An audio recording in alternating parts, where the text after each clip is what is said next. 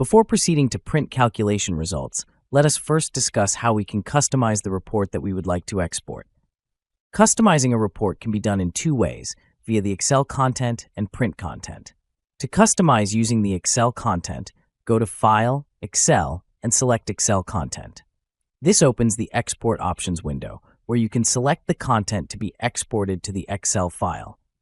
This includes a title page summarizing some important information about the flow sheet, an image representing the flow sheet, the table of results, including the selected inputs, the bill of materials, and warning messages. Each selected content will generate a new sheet in the Excel file. Users can choose to export only the required information by checking or unchecking the relevant boxes.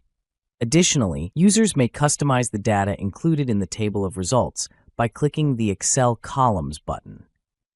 This opens the Set Visible Excel Properties window, where you can select the inputs and results to be shown for each type of component. Alternatively, users may opt to customize the reports by navigating to File and then Print Content. This opens the Print Options window. Under the Content tab, a Columns button can be found, which works similarly to the Excel Columns button from the Excel content. The main difference between using Excel content and print content is that the latter is driven by customizable Excel files, known as templates. Users can modify these templates located in the FluidFlow installation folder. Note that it is not recommended to modify the original template files directly.